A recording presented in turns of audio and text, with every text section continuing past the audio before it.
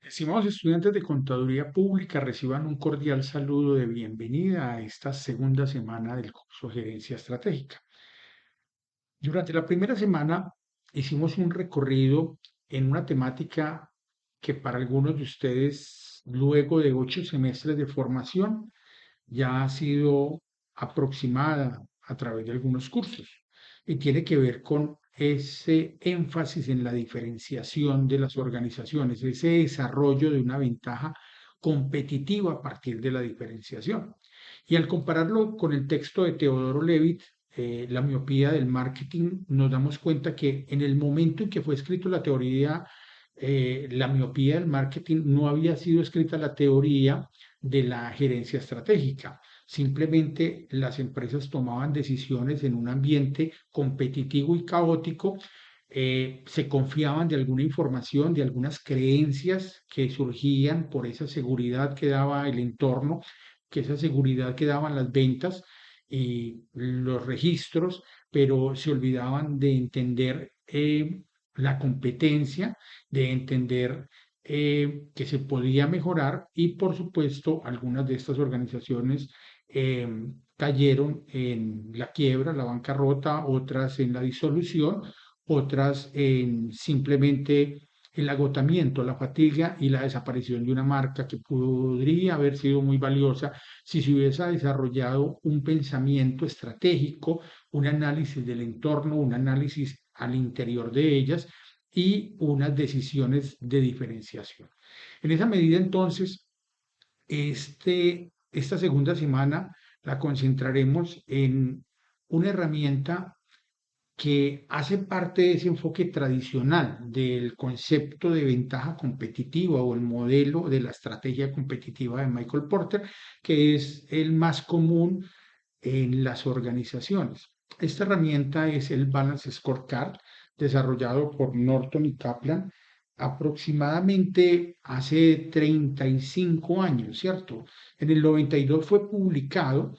en la revista Harvard Business Review, pero realmente ellos ya habían hecho unas aplicaciones anteriormente y se da cuenta alguno de sus autores de que desarrolla un modelo teórico, el hecho de aplicar este modelo que estaban implementando en la industria y por lo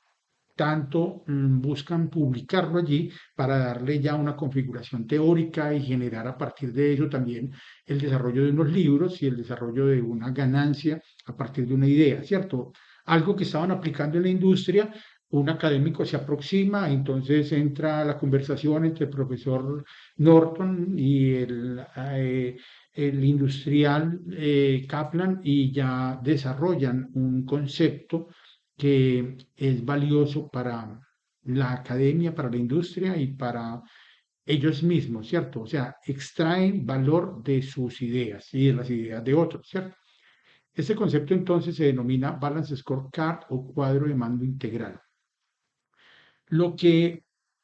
busca es tomar esa idea de diferenciación que la compañía desarrolló a partir de toda una formulación de la ventaja competitiva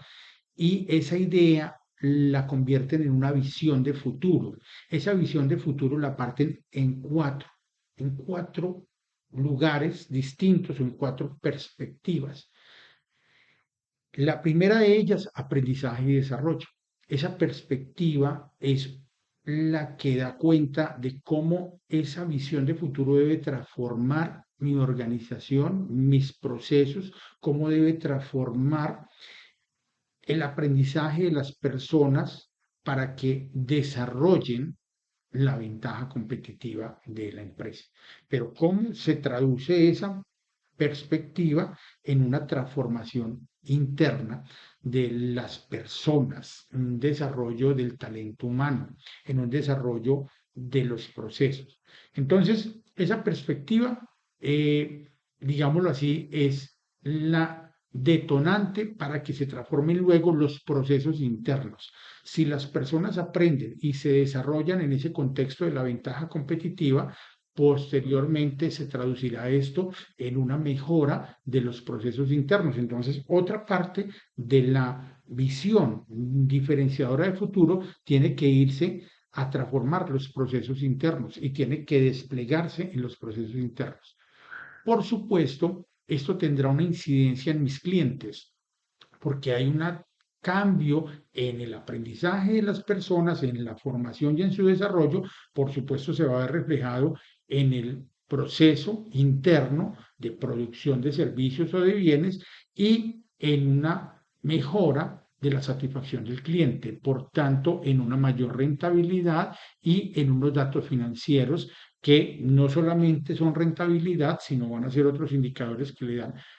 crecimiento a mi empresa, solidez a futuro, porque se darán cuenta que la rentabilidad es solamente una de las variables de la perspectiva financiera, pero en otras organizaciones se valoran más la creación de valor a futuro, la valoración de la empresa, temas como la capacidad de generar valor agregado, ¿cierto? Entonces, esto es, en resumen, la herramienta fundamental del modelo tradicional y que también aplica para los otros modelos, pero no es comúnmente registrada en la literatura. De todas maneras, la dejo acá y esta semana estaremos trabajando esa introducción a esa herramienta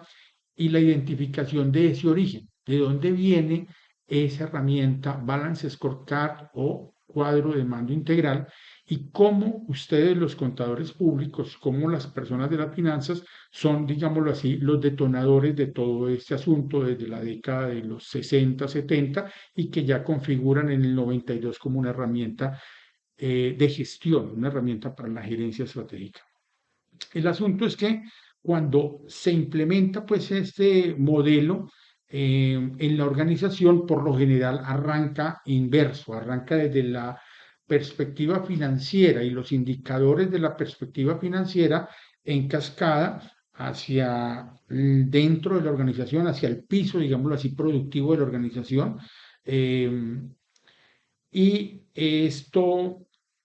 pasa por ese bienestar que va a percibir el cliente, esa satisfacción, esa capacidad de o pagar más por mi producto o servicio o consumirlo más o incrementar mi base de clientes, ¿cierto? Eso tiene que ver con ese asunto y por supuesto luego tendrá que ver pues en unos procesos internos que tienen que ser transformados y permanentemente mejorados a partir de ese desarrollo del talento humano en mi organización. Entonces, esto es como la introducción, esto hace parte, entonces arrancamos desde un nodo central, desde el centro de la estrategia ya en implementación y para ello entonces utilizando la herramienta Balance Scorecard, pero primero vamos a conocerla un poco. En esa medida entonces la invitación es a leer el primer capítulo de este libro, de el Balance Scorecard de Norton y Kaplan, hacer una lectura de ese prólogo, entender cómo se encuentran estos dos señores, el profesor Kaplan y Norton desde la industria, cómo ellos logran hacer esa integración. Luego vendrá el prefacio que lo escriben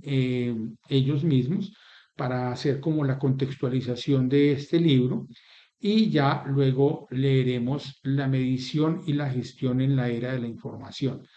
Entiendan que estamos leyendo esto en 1992, pero se van a dar ustedes cuenta qué tanta pertinencia tiene hoy en día, 30 años después, cómo estos documentos, parece ser, están escritos con un razonamiento que hoy en día nos sorprende ver que algunas organizaciones no lo utilicen y no lo tengan tan vigente. Entonces, vamos a darle una lectura a esto, se darán cuenta lo importante que es la analogía que utilizan con la cabina de un piloto, con ese tablero de mando y la importancia de entender que en pocas variables yo puedo determinar un proceso tan importante como el vuelo de un avión e igualmente pues como el desarrollo de una empresa y el riesgo que conlleva pues manejar estas variables. Luego veremos un poco sobre el modelo tradicional de la contabilidad financiera, cómo a partir de allí surgen pues estas inquietudes, vamos a ver, y la respuesta que van a tener ustedes que buscar, como en la semana anterior, es un poco qué tan tradicional es este modelo tradicional que ellos muestran acá. ¿Será que ha mejorado un poco ese modelo tradicional o sigue siendo tradicional en esa medida que ellos lo describen allí? Luego viene la descripción del cuadro integral de mando, algunas de sus perspectivas, un gráfico pues que muestra la forma inicial como ellos lo plantearon. Hoy en día, cuando lo enseñamos aquí en la academia, pues agregamos unas casillas más detalladas que permitan el seguimiento a esta iniciativa, porque como lo vimos, pues tiene que ver con la aplicación, con la implementación de la estrategia como tal, ¿cierto? Entonces, lo que hace es partir esa estrategia, fragmentarla y poderla desplegar a partir de unos indicadores. Entonces, aquí es donde veremos algunos detalles. Ese cuadrito tiene unos detalles que de pronto no son claros, ustedes lo van a descubrir, pero nos ayuda a entender un poco, pues, como este modelo, ¿cierto? Luego veremos eh, una perspectiva que luego asocia de nuevo la cabina de mando y cómo es importante tener ese cuadro para observar los indicadores. Entonces, la idea de este primer capítulo es entender la solidez de la herramienta, la pertinencia, qué tanto nos convence, qué tanto podemos criticar esa herramienta de 1992. Somos contadores en formación, el año 2022, estamos a punto de egresar, estamos revisando una herramienta de hace 30 años. La idea será criticar con este primer capítulo que da origen a la definición de la herramienta y que hace un resumen de lo que sería ese uso de esa herramienta que surge de la contabilidad, qué podemos crear como crítica, qué podemos entender como que no es pertinente o de pronto ha cambiado. O sea, no es una crítica por destruir la teoría, sino es una crítica por entender mejor qué tan pertinente y qué tan vigente sigue siendo esto 30 años después de haber sido formulado. Listo, entonces pasamos a la lección número 2, donde daremos las pautas para hacer una lectura activa de esto y divertirnos a medida que aprendemos.